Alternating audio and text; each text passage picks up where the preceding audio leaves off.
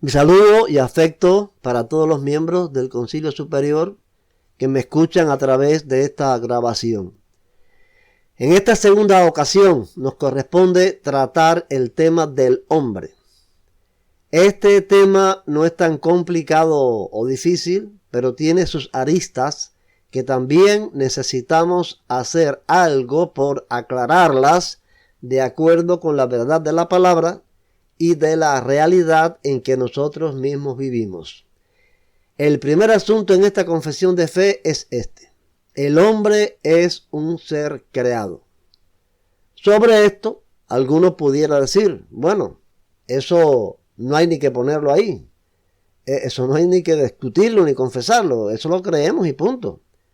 Sin embargo, sí hay que ponerlo ahí y sí hay que confesarlo, porque nosotros estamos al tanto del engaño descomunal, del cual decíamos en el comentario anterior sobre la Biblia, está metido en todos los ámbitos de nuestra vida. Me refiero a la teoría de la evolución de las especies.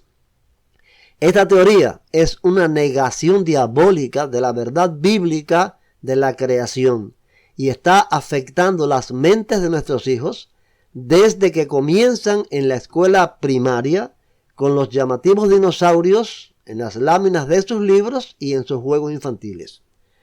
A nuestra generación joven se le enseña en las escuelas que la vida procede de la materia muerta por un proceso de evolución natural. Se les trata de corroer la mente, diciéndoles que la creación bíblica de 7 días es un mito, al estilo de las mitologías antiguas como la de los asirios, los babilónicos, los griegos o los romanos, donde los dioses juegan papeles de creadores y ejecutores de una voluntad superior más allá del género humano en su estado natural. El resultado de esto es que no son pocos los que están confundidos y no saben cómo enfrentar esta teoría cuando se trata de sus propias convicciones. Entonces nosotros necesitamos tener una doctrina que diga enfáticamente lo contrario a la evolución, que contenga la expresión de nuestra fe, porque andando el tiempo, la fe en la creación bíblica de 7 días se puede perder en el mundo, incluso en el mundo cristiano. ¿Hasta qué punto esta teoría de la evolución natural ha sido algo poderosamente influyente contra la fe? Se deja ver en el hecho de que entre los cristianos existe una teoría similar llamada evolución teísta. Ya no es la evolución natural de Charles Darwin, la cual no está guiada por algo inteligente, sino que es el fruto del azar bajo las leyes naturales. La evolución teísta tiene en cuenta a Dios.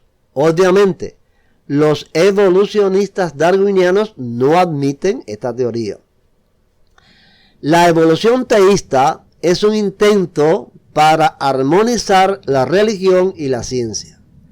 Desde siglos atrás se viene diciendo que no existe armonía entre la ciencia y la religión porque la ciencia opera, trabaja en un ámbito de la vida que es material, experimental, y la religión trabaja en otro ámbito de la vida muy diferente por cuanto es espiritual.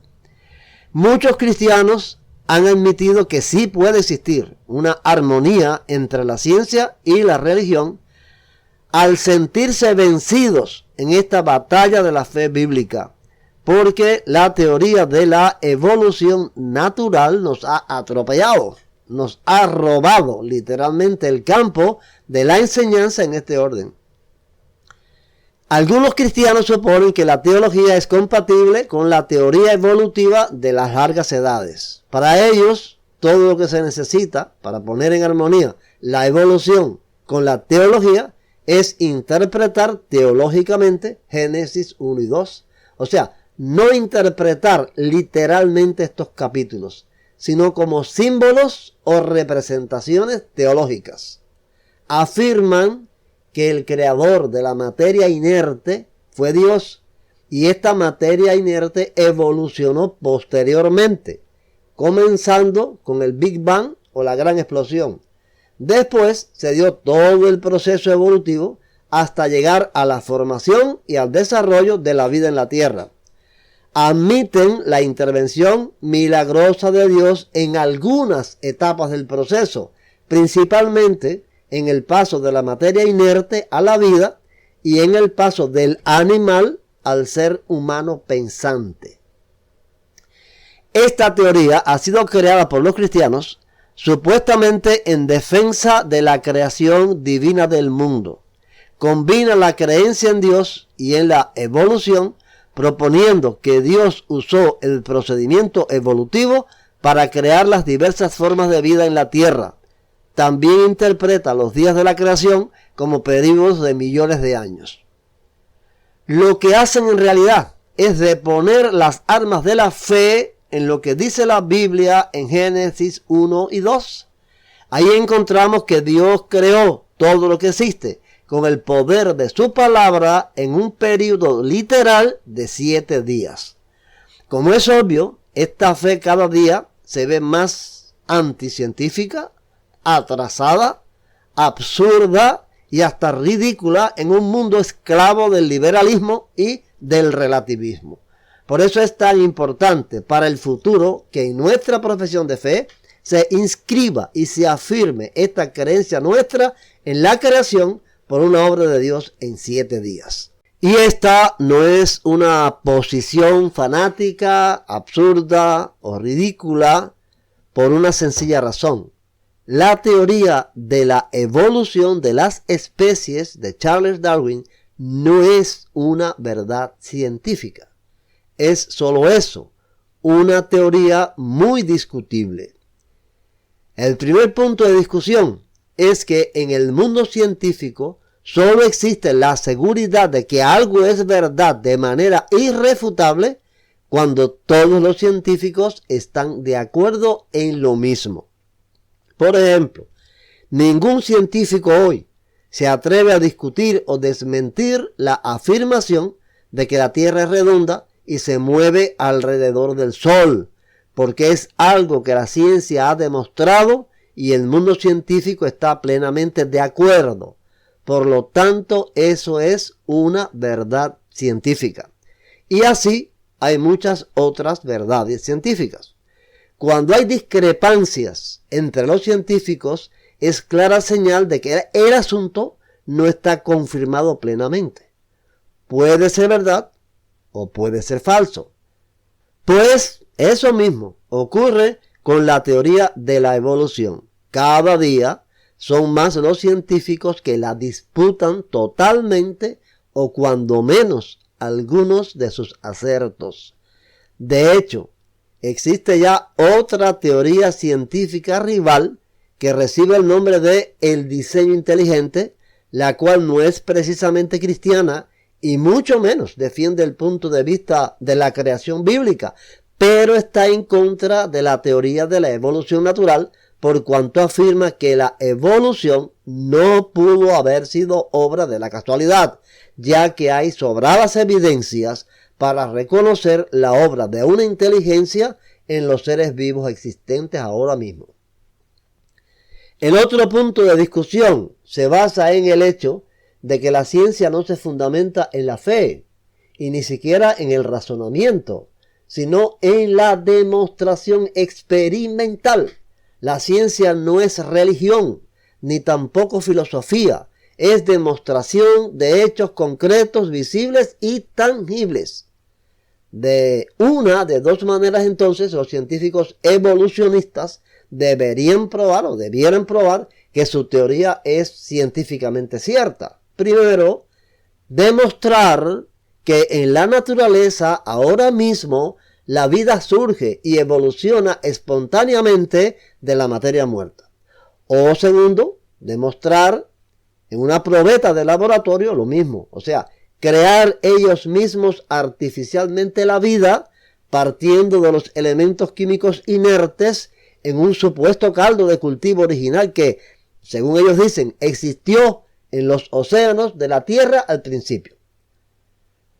Por mucho que han intentado descubrir lo primero o crear lo segundo, no han podido, siempre han fracasado. un acerto con el cual el mundo científico en pleno está de acuerdo hoy es este: la vida surge de la vida, no de la materia muerta. Aunque los apologistas cristianos ya dicen que aún cuando los científicos logren lo segundo, o sea, crear la vida artificialmente en una probeta de laboratorio, no han probado con eso la teoría de la evolución, porque esa vida no habrá surgido por obra de la casualidad, sino de la inteligencia, la voluntad y el poder del hombre. Si algo probara ese portento de la ciencia, sería reafirmar la teoría del diseño inteligente. Así, esta declaración en nuestra profesión de fe de que el hombre es un ser creado está poniendo en la base de nuestra doctrina que no somos evolucionistas teístas, sino creacionistas. El otro asunto que me pareció necesario aclarar es el que dice: Dios hizo al hombre a su imagen. Sobre esto hay quienes preguntan si la imagen o semejanza es porque Dios tiene ojos, tiene boca, tiene oídos. Nuestra declaración enseña que la imagen de Dios en el hombre no es física, sino de carácter moral y espiritual.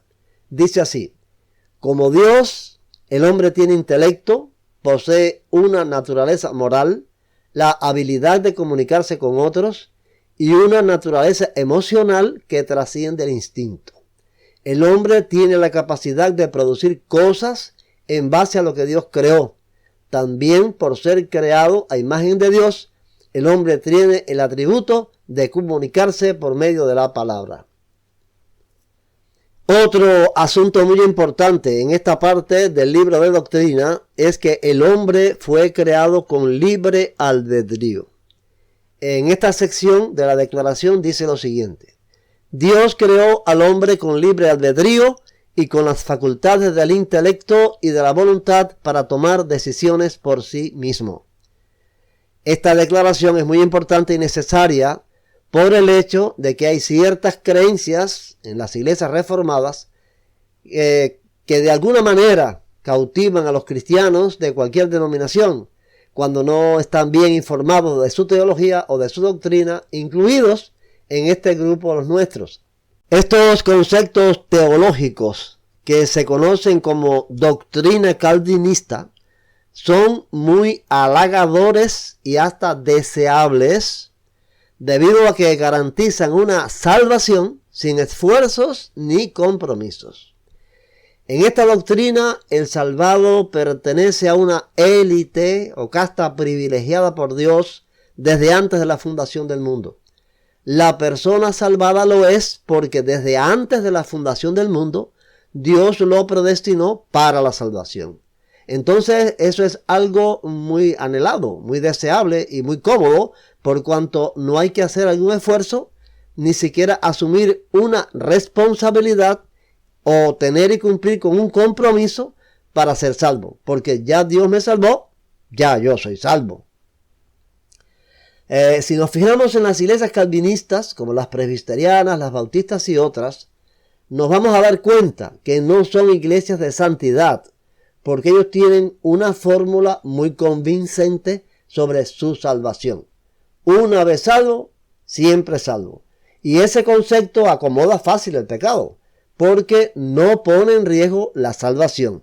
Según esta doctrina, a quien Dios predestinó desde antes de la fundación del mundo para salvación, jamás ni por ningún motivo la pierde, porque es una elección incondicional de Dios. Ahora escucho a algunos predicadores de estas iglesias que quizás mirando el desastre están hablando acerca del compromiso, de dar un buen testimonio, de ser la luz del mundo y la sal de la tierra, pero no he escuchado a ninguno de ellos, y los oigo con frecuencia, decirle a los miembros de sus iglesias que están poniendo en juego su salvación por causa del pecado, porque eso ellos no lo creen. En ningún momento les dicen que si ellos no cumplen con Dios en el pacto que hicieron con Él, van a perder la salvación. El calvinismo también enseña que todo, no solamente la salvación, sino todo en la vida de cada ser humano y en el universo está predeterminado por Dios. Para el calvinista, el mundo funciona como si fuera un reloj. Todo lo que pase en el mundo es porque así Dios lo predeterminó desde la eternidad, hasta el pajarillo que cae a tierra. No es lo que enseña el texto bíblico, que la voluntad o la permisión de Dios intervienen en la caída a tierra de un pajarillo, sino que el hecho y el segundo exacto en que ese pajarillo cae a tierra fue predeterminado por Dios desde antes de la fundación del mundo. Esta doctrina es peligrosamente falsa, y la palabra peligrosamente no es una exageración, y van a ver por qué. Si cada una de las cosas que pasan en mi vida fue porque Dios las predeterminó así desde antes de la fundación del mundo, entonces mis pecados están predeterminados por Dios desde antes de la fundación del mundo, y yo no soy ni responsable ni culpable por ellos.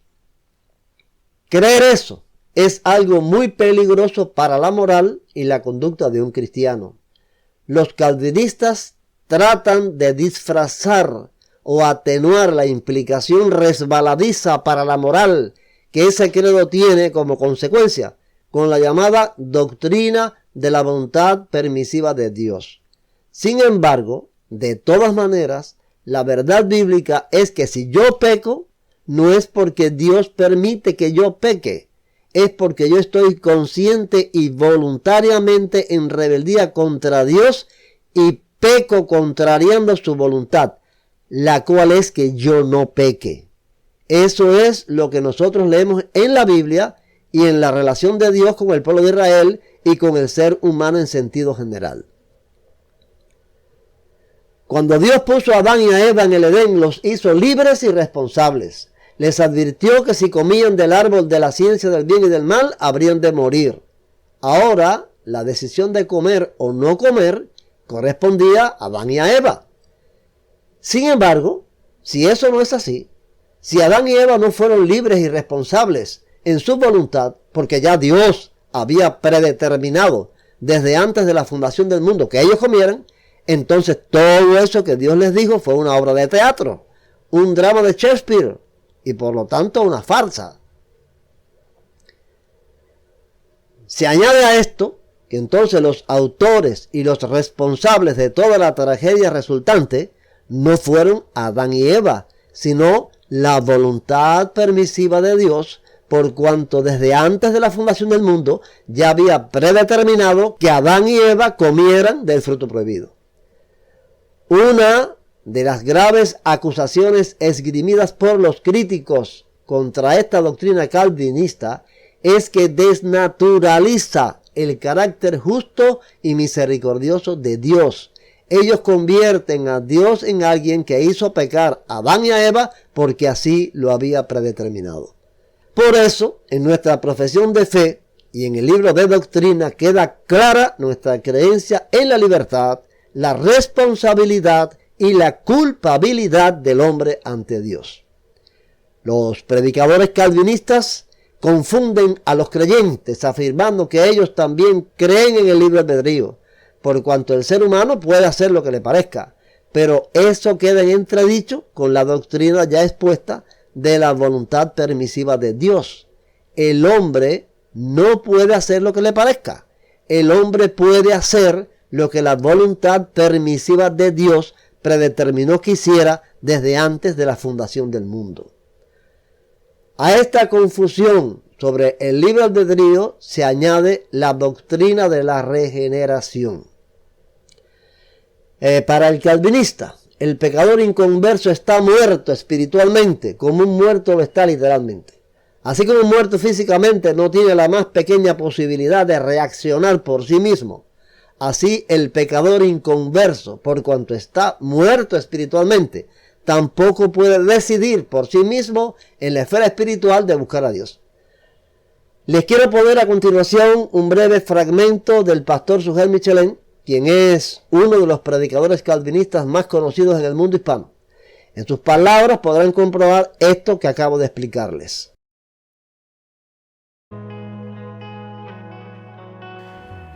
Cuando hablamos del libre albedrío, tenemos que distinguir entre dos definiciones que se han dado a lo largo de la historia, porque si no, eso puede ser muy confuso. Cuando los reformadores hablaban del libre albedrío, ellos se referían de manera particular a la supuesta capacidad que el hombre tiene de escoger a Dios de manera natural.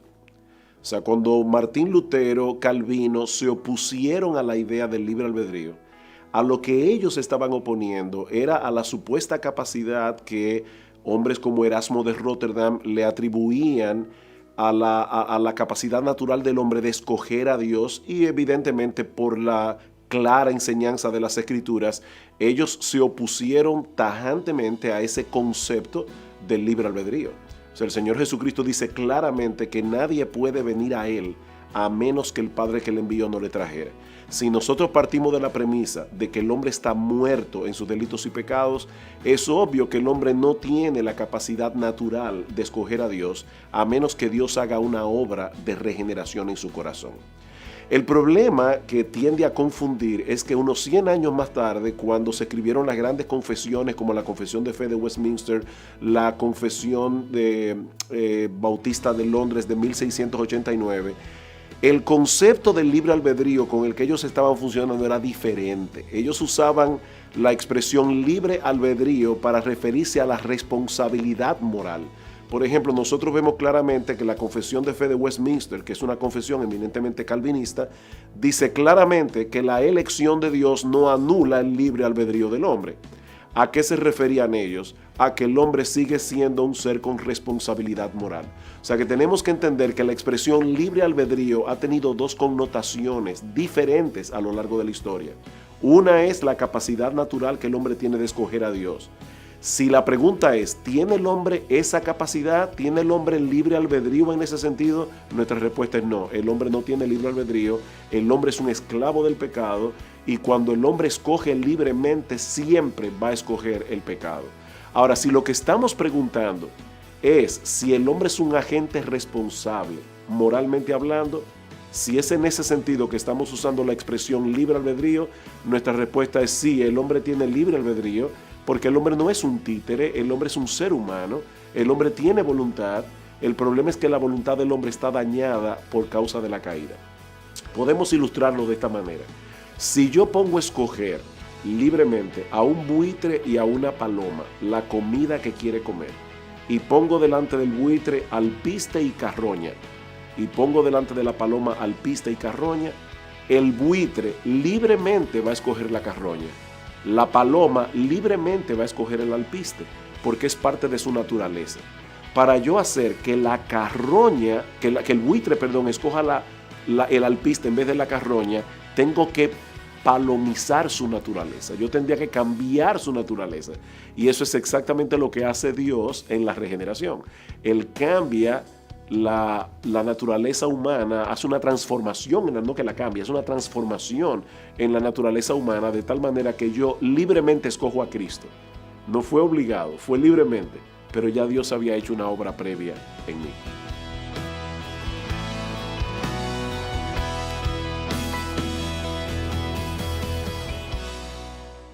Participé como predicador varias veces en cultos de evangelización en la ciudad de Camagüey y en otros lugares de Cuba, pero especialmente en Palomino ocurrió la mayor cantidad de conversiones que pude ver. A veces decenas de personas se ponían en pie y pasaban al frente ante el llamado de aceptar a Cristo como Salvador. Según la explicación que escuchamos del pastor Sugel Michelén, las personas que pasaron al frente no fue porque atendieron y entendieron el sermón y el llamado, y en sus mentes y en sus conciencias decidieron voluntaria, consciente y libremente aceptar a Cristo como Salvador. Fue, según Michelén, porque Dios los regeneró, los resucitó en su muerte espiritual, y entonces recibieron algo que los calvinistas llaman la gracia irresistible, y esa gracia irresistible los impulsó a pasar al frente. Un calvinista en internet escribió así sobre la gracia irresistible. La gracia irresistible hace referencia a la obra soberana de Dios de vencer la rebelión de nuestro corazón y traernos a la fe en Cristo y así ser salvos. Si nuestra doctrina de la depravación total es verdadera, no puede haber salvación sin la realidad de la gracia irresistible. Si estamos muertos en nuestros delitos y pecados, totalmente incapaces de someternos a Dios, entonces nunca creeremos en Cristo a menos que Dios pueda vencer nuestra rebelión.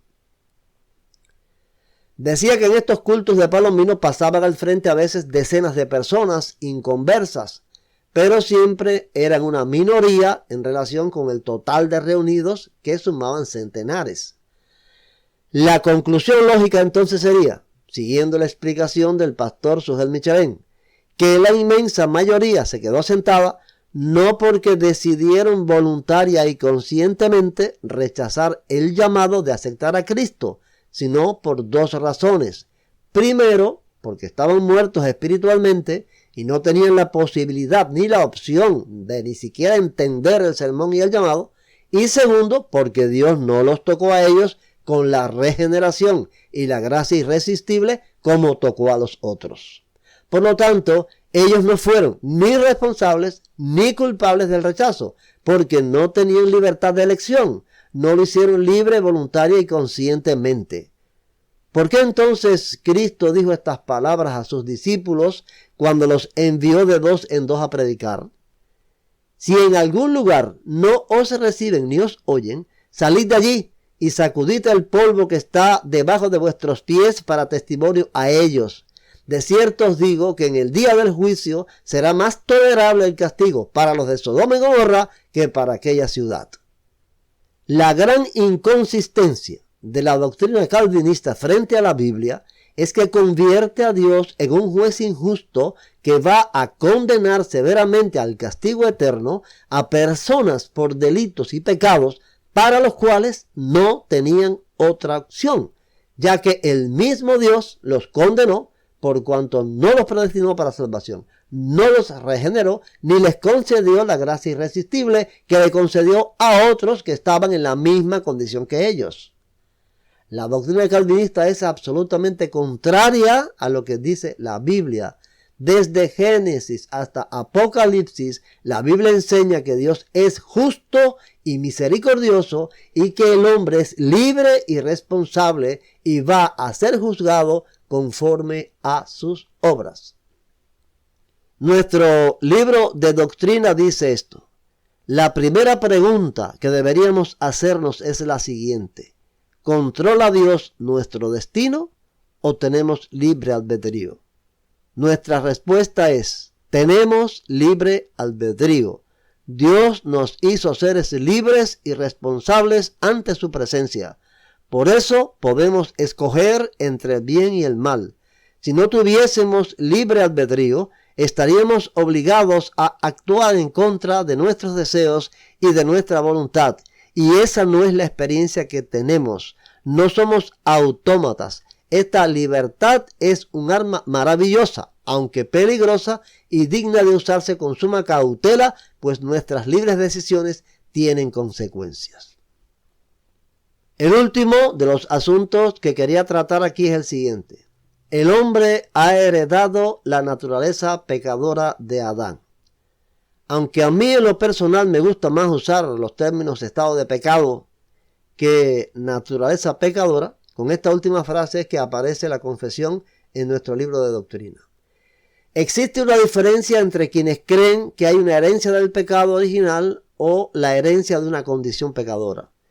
Quienes creen que el pecado original, principalmente esto ocurre en la Iglesia Católica, dicen que el pecado cometido por Adán y Eva nos hace pecadores a todos. Aún los niños, cuando nacen, ya son pecadores. Por eso ellos bautizan a los bebés, porque según su doctrina, el sacramento del bautismo tiene como uno de sus efectos principales limpiar el pecado original. Así cuando un niño muere sin ser bautizado, va para el infierno.